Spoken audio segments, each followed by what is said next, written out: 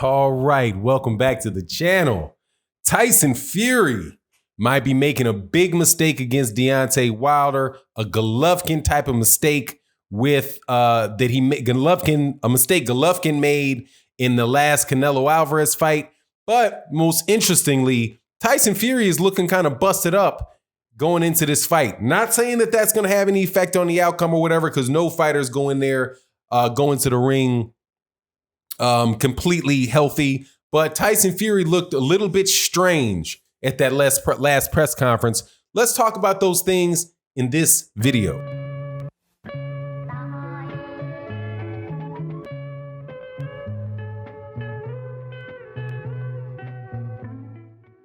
All right, welcome back to the channel. All right, is Tyson Fury making a Gennady Golovkin mistake against Deontay Wilder? And is the dude a little bit busted up going into the fight? So let me address the first thing first. If you recall, when Gennady Golovkin fought Canelo Alvarez the first time, and it was a draw, Gennady Golovkin and Abel Sanchez were very, very animate about what Canelo Alvarez was doing in that fight, that he was running, that he was, that he wasn't engaging in the fight, that he didn't fight like a real Mexican, that he needed to stand there and fight, and if he stood there and fought, then, Gennady Golovkin was going to stand there and fight, and he was going to knock out Canelo Alvarez if he did it. But they expected Canelo Alvarez to run all over the ring and not engage, right? It was like ref baiting, right? You would hear Phil Jackson. Phil Jackson used to do that all the time in the 90s with the Bulls, which is complain about the refs going into a game, and hopefully he could get some calls or do something like that. A lot of that type of gamesmanship. Well, that's what Gennady Golovkin did with Canelo Alvarez heading into their second fight. What happened in that fight? Canelo Alvarez went straight at Gennady Golovkin, and Gennady Golovkin fought on the back foot. So Gennady Golovkin went and told the refs, told the whole world, everybody listening to it, that he wanted to battle with Canelo Alvarez, and that's what it was going to be about. And he said, oh, this guy is going to move away and run around, but if he stands there and fights me, I'm going to beat him. And that's the thing, right? So what did Gennady Golovkin do? Or when Canelo Alvarez stood right in front of him, throwing shots with him, he moved away. And in the minds of a lot of people, I can't say for the judges specifically, to have you do all that talking and then not back it up seems as if you don't like what you asked for. So you have Tyson Fury saying second round, and I know I can't win judges. I can't win the fight on the scorecards because of the judges. I'm going to knock Deontay Wilder out. I'm going straight at Deontay Wilder.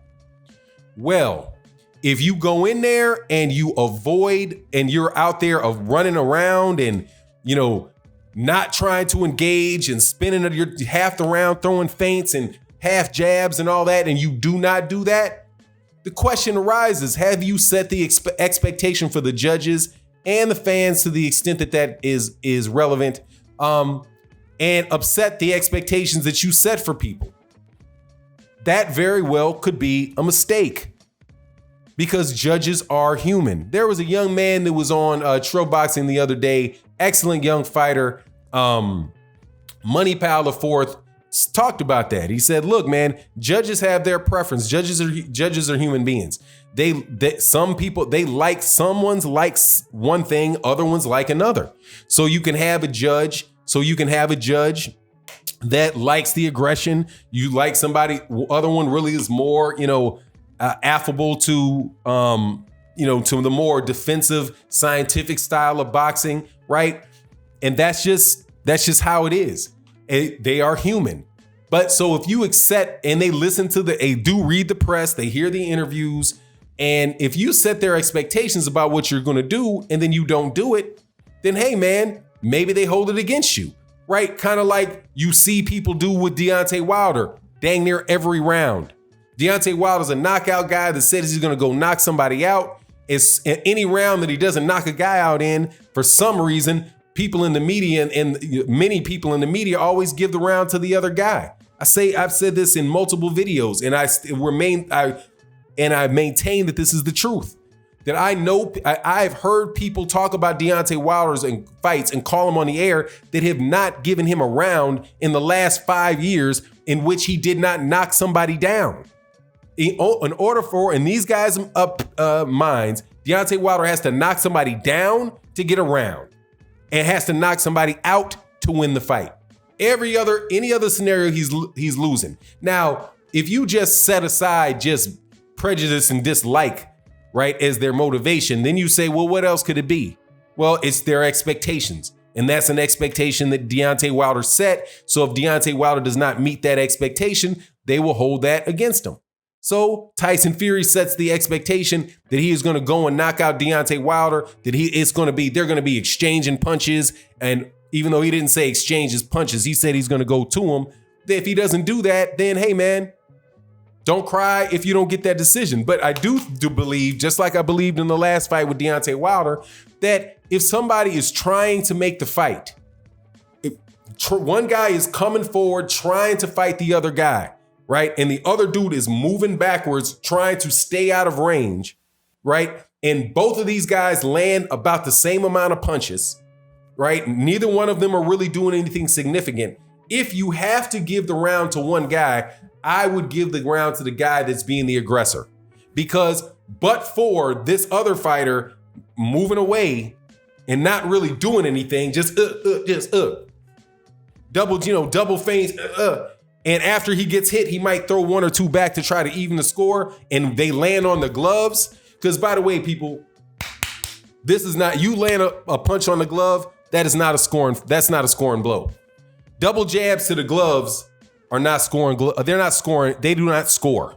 Okay. And that's what Tyson Fury was doing a lot. But I just wonder whether or not he's making that mistake going in there, setting those expectations, because maybe he will do it. And he definitely has the size and personality to do it. I do, to be aggressive, right? He does have that personality to do that. But if he is going to get up, if he's going to wind up coming up inside, that is not to his advantage inside, because Deontay Wilder, even though he has extremely long arms, has slightly shorter arms than Tyson Fury, and has the ability to come with a close overhand right, and that could knock that dude down or out. But regardless, that's my thought on that. Now, the other observation about Tyson Fury and Deontay Wilder at this last press conference was that Deontay Wilder looked big.